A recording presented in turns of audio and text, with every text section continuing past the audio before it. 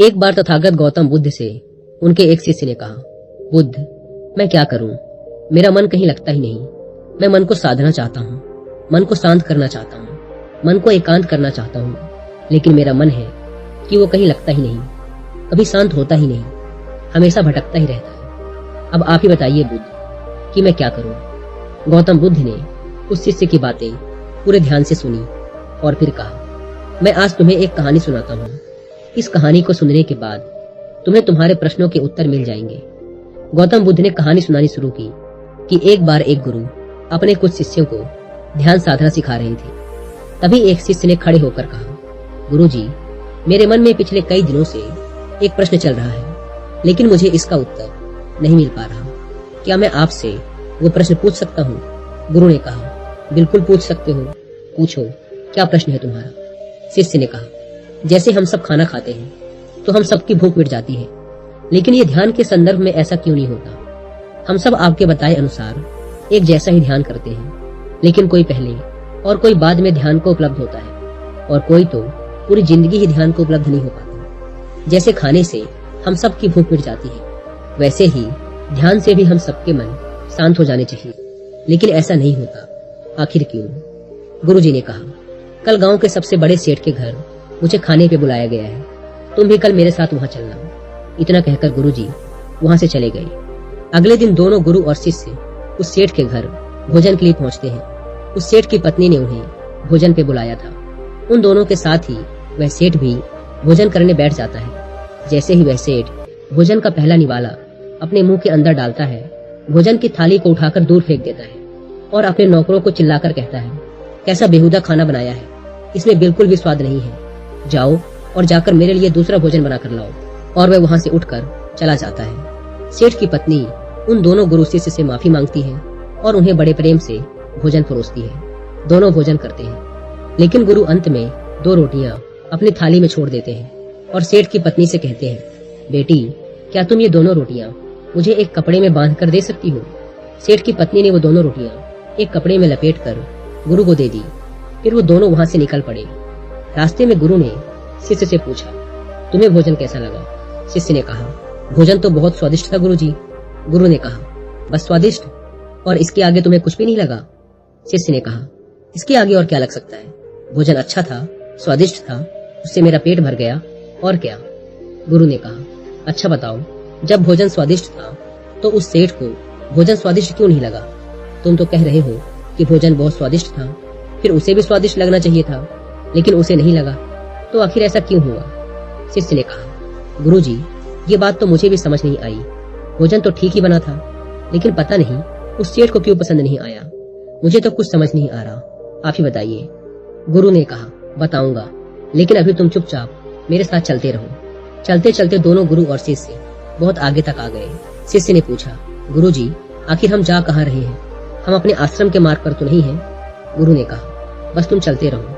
बहुत दूर चलने के बाद एक जगह पर एक बहुत ही पतला और फटेहाल इंसान आकर गुरु के पैरों में गिर पड़ा और कहने लगा, हे भगवान, मेरी मदद करो।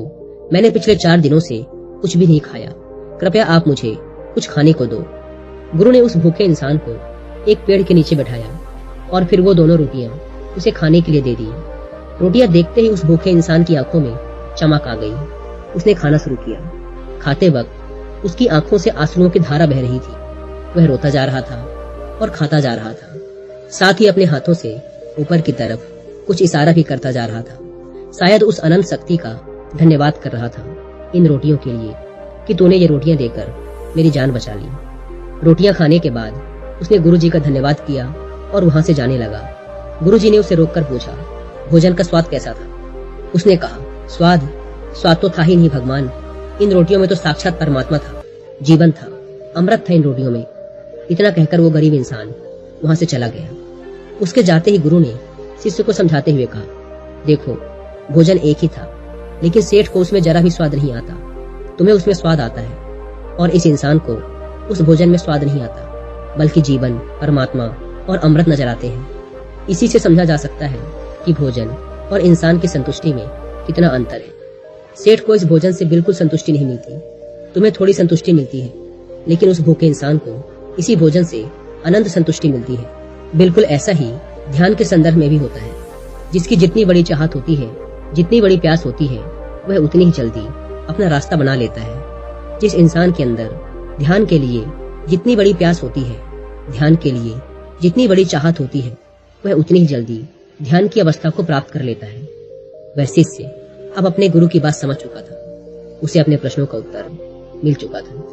गौतम बुद्ध ने कहानी को समाप्त करते हुए अपने उस शिष्य से कहा, उस गुरु के शिष्य को तो उसका उत्तर मिल गया, लेकिन तुम्हें अभी तक तुम्हारा उत्तर नहीं मिला कि मन क्यों नहीं लगता। तो तुम सबसे पहले तो ये समझो कि जो लग जाए वो मन ही नहीं है। मन का तो काम ही है भटकना, एक चीज से दूसरे चीज पर भागते रहना। खासकर जब हमारे पास कोई वस्तु बहुत अधिक मात्रा में होती है तो मन उस वस्तु से ऊब जाता है, उससे भागने की कोशिश करता है। जैसे उस सेठ का मन उस भोजन से भाग रहा था। अगर कोई वस्तु सीमित मात्रा में है तो यह उस वस्तु से थोड़ा बहुत लगाव भी रखता है। जैसे उस गुरु के शिष्य को उस भोजन से थोड़ा लगाव था। लेकिन अगर कोई वस्तु हमारे पास बहुत कम है या फिर है ही नहीं, तो फिर ये मन उसके पीछे भागना शुरू कर देता है और उस वस्तु को हर हाल में पाना चाहता है। लेकिन जब बात हमारे प्राणों पे आ जाए, कोई वस्तु प्राणों से जुड़ जाए, जैसे उस गरीब के लिए 2 रोटियां, तो वहां मन गायब हो जाता है। ऐसी परिस्थिति में मन का कोई अस्तित्व नहीं रह जाता। फिर हम भोजन का प्रकार या उसका स्वाद नहीं देखते। जो मिल जाता है हम बस उसे खा लेते हैं। फिर स्वाद जैसा कुछ नहीं रह जाता। हमारा मन भोजन या किसी भी वस्तु के लिए जो उस समय जरूरी है उसके लिए पूरी तरह से एकाग्र हो जाता है।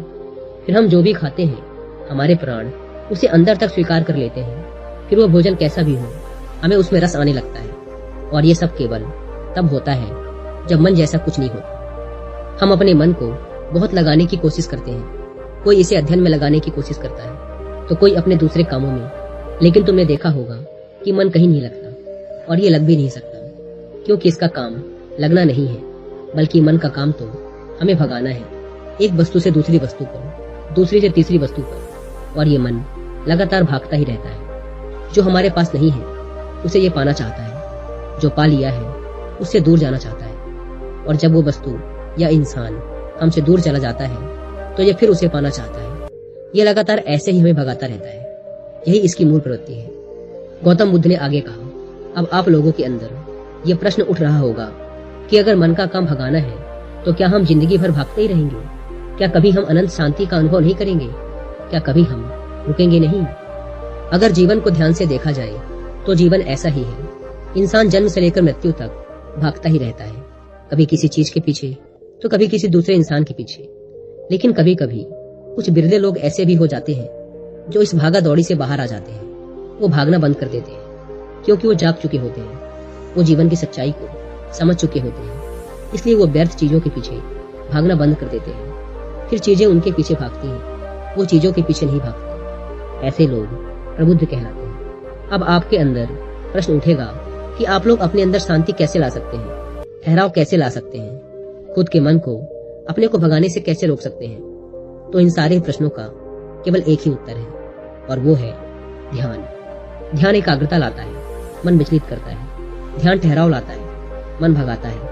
मन लालच पैदा करता है, लेकिन ध्यान उस लालच को देखने और महसूस करने का रास्ता प्रदान करता है। मन कहता है ये भी ले लो, वो भी ले लो, लेकिन ध्यान कहता है जो तुम्हारे पास है पहले उसे अच्छे से जान लो। ध्यान तुम्हारे अंदर एकाग्रता लाता है, लेकिन तुम ध्यान को लेकर भी भ्रमित रहते हो। तुम आंख बंद करके बैठ जाने को ही ध्यान मानते हो। मानो कोई एक स्त्री है जो बहुत अच्छा गाती है। जब वह गाती है तो उसमें पूरी तरह से खो जाती है, उसका मन गायब हो जाता है। यही उस स्त्री के लिए ध्यान है, और यह इसलिए होता है क्योंकि उस स्त्री को इस काम में रस आता है, आनंद आता है। यही उसकी प्रकृति है। यही है जो वो बहुत अच्छे से कर सकती है। वो वही कर रही है जो वो हो सकती है। एक माली है, जब वह बागवानी करता है तो उसमें खो जाता है। वह अपने प्राणों से पौधों को पानी देने का आनंद लेता है, इसमें रुचि है उसको। यही उसकी प्रकृति है। जब वह बागवानी कर रहा होता है तब उसके मन में किसी प्रकार की कोई हलचल नहीं होती। वह उस समय ना तो अपने अतीत के बारे में सोचता है और ना ही अपने भविष्य के बारे में। वह उस समय पूरी तरीके से वर्तमान के क्षणों को जी रहा होता है, और यही उस माली के लिए ध्यान है। जो व्यक्ति असल में जो है, अगर वो वही होने लगे तो उसके जीवन में स्वतः से ही ध्यान घटित होने लगता है, वह एकाग्र होने लगता है। लेकिन जब कोई व्यक्ति कुछ होने की कोशिश करता है जो असल में वो नहीं है, तो फिर उसका मन उस पर हावी होने लगता है। उसकी एकाग्रता खत्म हो जाती है, वह भागना शुरू कर देता है।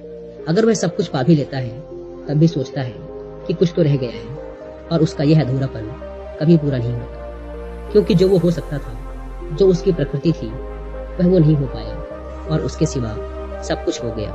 और ऐसे ही हम अंदर से अधूरे रह जाते हैं। तब हमारा मन कहीं नहीं लगता। मन की तो प्रकृति ही नहीं लगने की है। जो लगता है वो तो ध्यान है, वो तो एकाग्रता है। और जिस काम में आपको ध्यान मिल जाए, एकाग्रता मिल जाए, समझ जाना, उसी के लिए आप बने हैं। उसी को करके आप पूर्ण हो सकते हैं, संपूर्ण हो सकते हैं।